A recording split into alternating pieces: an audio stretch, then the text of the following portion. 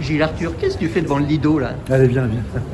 Non, mais le Lido et moi, c'est une vieille histoire d'amour. On a fait un spectacle, Les Aventures de Marion, 4 ou 5 ans au Lido. Ouais. Il n'y a rien d'autre derrière la tête. Ah bah, tu sais, tant que les choses ne sont pas signées, mais c'est sûr qu'un jour ou l'autre, on refera quelque chose au Lido.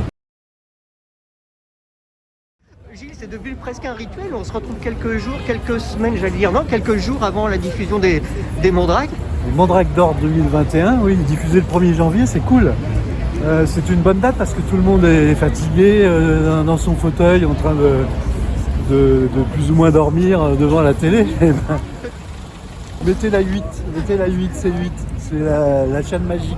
Tu l'as dit, c'est diffusé un 1er janvier. Est-ce qu'on a un track particulier? Parce que c'est une date un peu prestigieuse, particulière. Non, c'est une bonne date, c'est une date festive. Donc comme les Mandrakes d'Or sont festifs, ça se dit ça, oui. Non, je suis content, c'est une bonne date. Puis on a fait un carton l'année dernière, mais c'est pas du tout prétentieux, c'est juste, ça prouve que ça peut être une bonne date. Mais est-ce que tu as la trouille d'ailleurs? Ça fait maintenant une trentaine d'années. Non, c'est un image. Oui, quand j'entends des bruits comme ça, non. Est-ce Non. que tu as la trouille? Non, c'est quand même la 32e édition, la 32e diffusion. J'ai pas fait le compte, tiens, c'est une bonne question. J'ai dû produire plus de 100 primes. Ouais. Donc, tu sais quoi, oui, j'ai encore la trouille. C'est vrai? Oui. Mais c'est quoi? C'est la trouille de quoi? De faire une mauvaise audience? C'est quoi? Non, je sais pas s'il entendra ça, mais tu sais, moi je suis un garçon très particulier. En fait, c'est les fêtes, on se dit la vérité. Hein. En fait, la première chose qui compte pour moi, c'est de tout mettre dans le programme. Non, mais c'est mon mauvais profil là. On passe de l'autre côté. Non, je blague. Je n'ai pas de mauvais profil, je n'ai que des beaux profils. Bon, réponds à ma question. Oui, non, je suis un garçon un peu particulier. D'abord, tout l'argent de production, je le mets dans le programme. Et plus les années défilent, et plus je me rends compte que c'est rare pour ce métier en tout cas.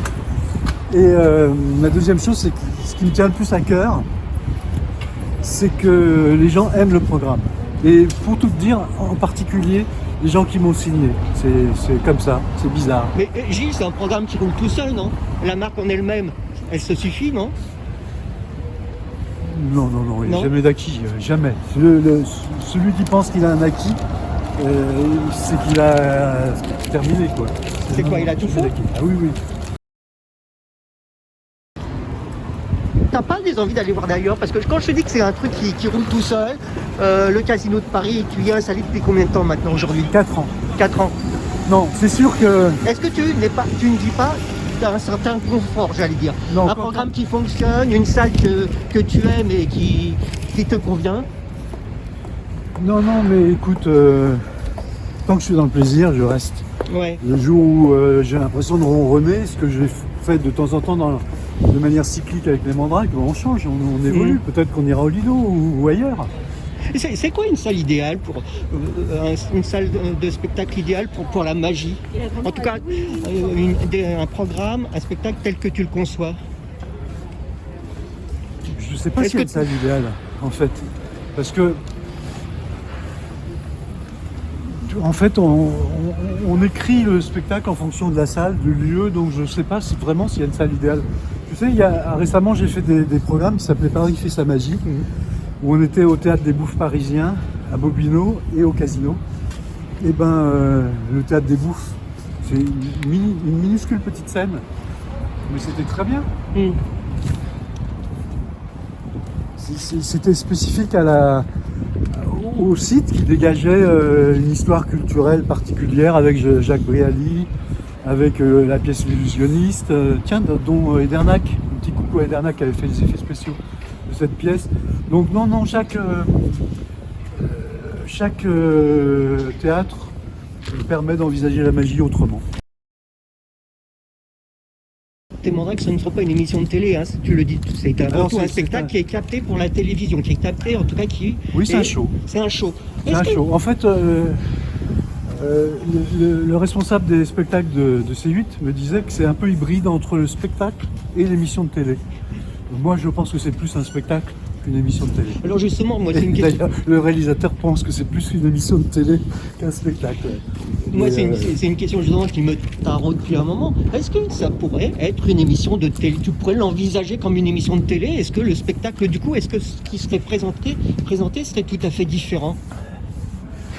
Parce que Sur excuse-moi, tu as fait des programmes, parce que ça reste un programme au final, tu as fait des programmes qui étaient des émissions de télé. Je pense à Attention Magie, entre autres, Oui. c'était des émissions de télé. ouais, peut-être que les Mandrakes d'Or en l'an 2000 sur TF1 étaient un peu plus une émission de télé qu'un show. Ouais. Ouais, peut-être. Mais à la limite, on s'en fout. Peu importe, que ce soit une émission de télé ou un spectacle. Ce qui compte, c'est qu'on s'amuse, qu'on soit content et que le résultat soit magique. Comment tu fais Là, c'est l'arrière, si ça t'intéresse de savoir.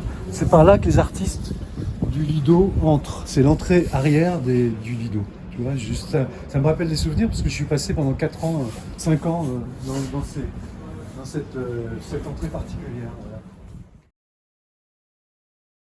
J'aimerais qu'on parle des Mandrakes de cette année. Tu arrives à te renouveler.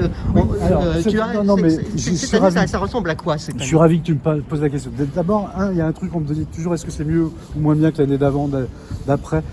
C'est toujours un cru différent, avec comment je pourrais dire, une couleur différente. Donc voilà, donc c'est pas mieux ou moins bien, on aime mieux, on préfère le bleu ou le rouge ou le jaune, mais c'est un peu différent.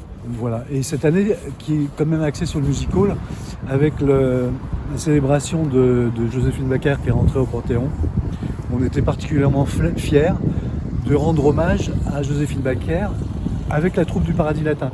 Mais tu vois, c'est quand même assez bizarre parce que nous, on essaye d'aller au bout des idées, c'est-à-dire que faire venir la troupe du Paradis Latin avec un côté festif, ça nous faisait plaisir, mais les recevoir comme des artistes qui font une vraie création pour l'émission, c'est un bonheur, ça nous fait vachement plaisir.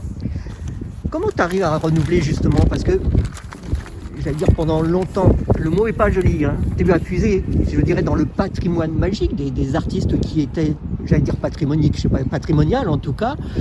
Aujourd'hui, j'ai l'impression que tu mets plus en lumière une magie contemporaine, des magiciens contemporains. Non, je dirais, j'ai toujours mixé. Ça, c'est toujours dans l'ADN des Mandrakes. J'ai toujours mixé la nouvelle génération et l'ancienne génération. J'ai toujours mixé les nouveaux styles et les styles classiques. Je crois que c'est ce qui fait le charme des Mandrakes d'Or, c'est qu'on peut voir des grands magiciens célèbres qu'on connaît depuis des années comme Topaz ou d'autres, et puis découvrir la nouvelle génération. Entre autres, on a beaucoup révélé de mentalistes. Fabien n'a pas besoin de moi, c'est un grand triomphe avec son succès au Zénith, mais Léo Brière, des gens de la nouvelle génération, ou avant que les États-Unis le découvrent, notre ami Kevin Micou, voilà. Justement, tu parles de gens il y a quand même une espèce de petite troupe, j'allais dire, qui t'accompagne. Il y a les sociétaires. Voilà, c'est ce que j'allais dire. T'as des sociétaires. Fabien, Vincent C, bien sûr, les sociétaires. Mais tu sais, dans tous les programmes télé récurrents, on a des personnages qui deviennent des sociétaires. Pourquoi? C'est tout simplement parce qu'ils répondent à la couleur du programme et qu'ils ont le talent pour se rendre indispensables presque. Est-ce que c'est plus difficile aujourd'hui de trouver justement l'artiste qui te fait rêver? Non, les artistes sont toujours extrêmement nombreux à travers le monde, donc ça va bien. La seule chose, c'est qu'il faut... en tout cas, moi, je suis sensible au message artistique avec de l'intégrité. Parce qu'il y a un peu, quand même, allez, je l'avoue, il y a un peu dans ce monde, quand même, des artistes qui sont un peu dans l'industrie et un peu moins dans le profond et dans l'intégrité. Voilà. Allez, juste pour conclure, parce que je crois que tu dois te sauver. Oui, on vient de chercher. Non, c'est pas une ambulance. Juste un dernier mot pour nous donner envie d'être le soir du 1er janvier sur C8 à 21h devant le petit écran. Oui. 2-3 mots sur les artistes présents, peut-être aussi quand même, et puis me donner envie d'être là. On sera le lendemain du 31. Il y a une découverte, pas pour les magiciens, pour le grand public, une découverte. C'est notre ami vénézuélien qui vient, d'ailleurs avec beaucoup de difficultés. On a réussi à l'amener sur Paris parce que c'était compliqué avec ce Covid qui commence à nous casser les pieds. Oui, on peut le dire, hein, il était programmé l'an dernier et tu as... ça fait un moment qu'on cherche à l'avoir. Et c'était compliqué encore cette année, mais voilà, j'ai pas lâché.